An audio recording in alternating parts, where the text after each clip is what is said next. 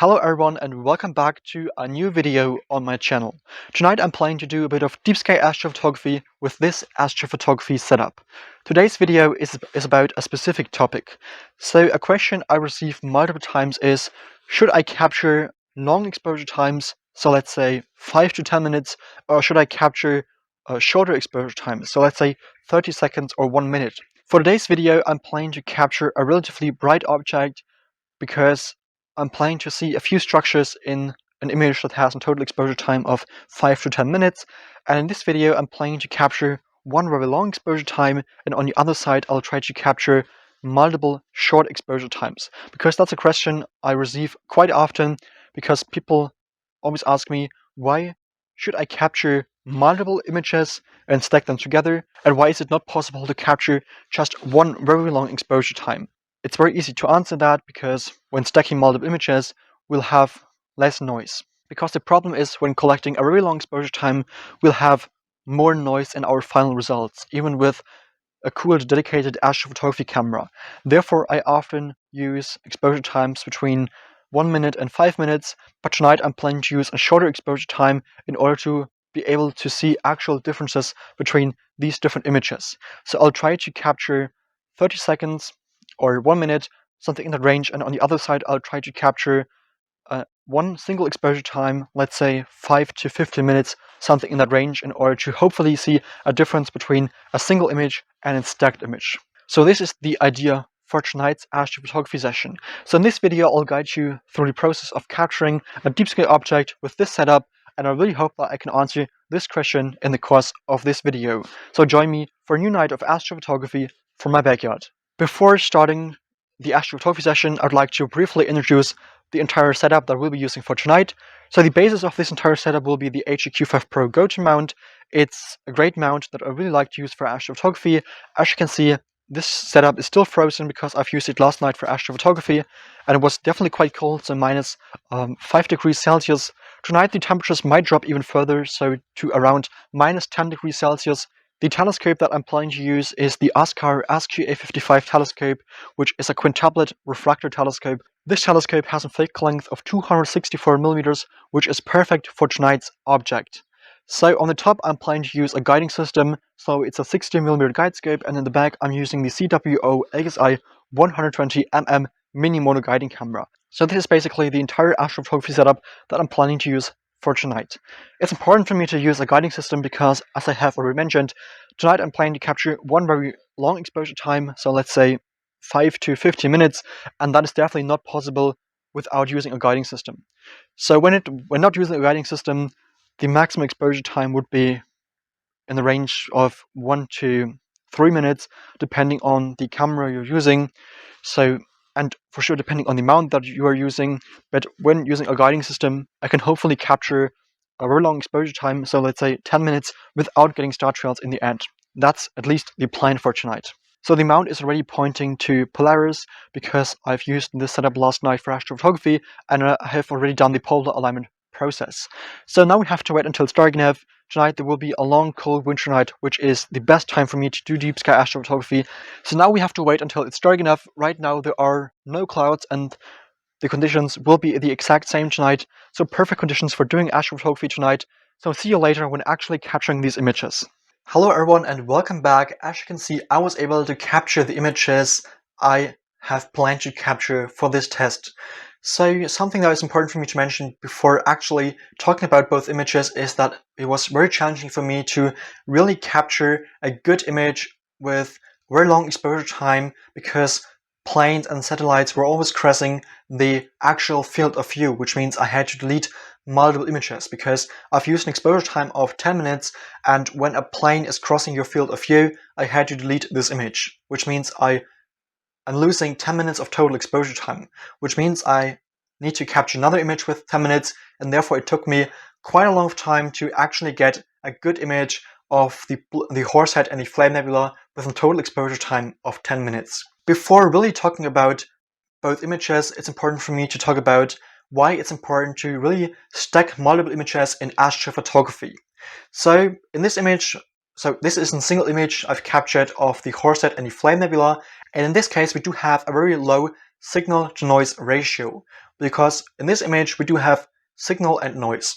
Signal means the actual structures that we are planning to capture, and that means the actual structures that we have captured. But when capturing a single image, we do also have noise in our images. And we can reduce noise in our images with different aspects. So for example, we can cool down the sensor of the camera. That's why we astrophotographers are using cooled dedicated astrophotography cameras like the CWO ASI 533 MC Pro, because by cooling down the sensor of the camera, we can reduce noise in our final results. Therefore, I've cooled down the sensor of the camera for this test. And on the other side, we can reduce noise by stacking multiple images. And that's why stacking is so important. So as I have mentioned, in this image, we do have a very low signal-to-noise ratio. But when now stacking multiple images, we are combining multiple images, which means we can improve the signal in our images.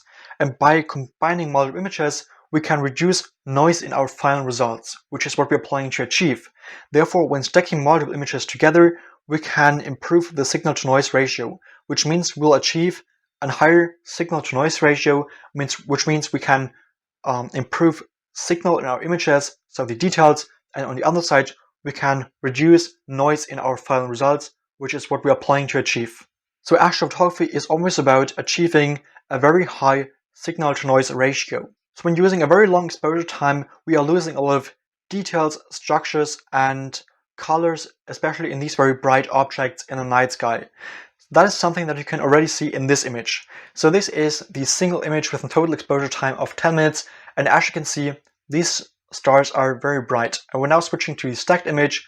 We can see that the stars are looking way better. So this right now is a single image I've captured with a total exposure time of 10 minutes, so 600 seconds, and this is a stacked image. So for capturing this image, I've captured single images with a total exposure time of 10 seconds, and then I've combined all of these images in order to achieve a total exposure time of 600 seconds, so 10 minutes, so the same exposure time I'm using for the single image. So I've combined 60 images in order to achieve an exposure time of 10 minutes. And as you can see, the first difference that you can notice are these stars. So in this image, these stars do look way better, and that is due to using a shorter exposure time.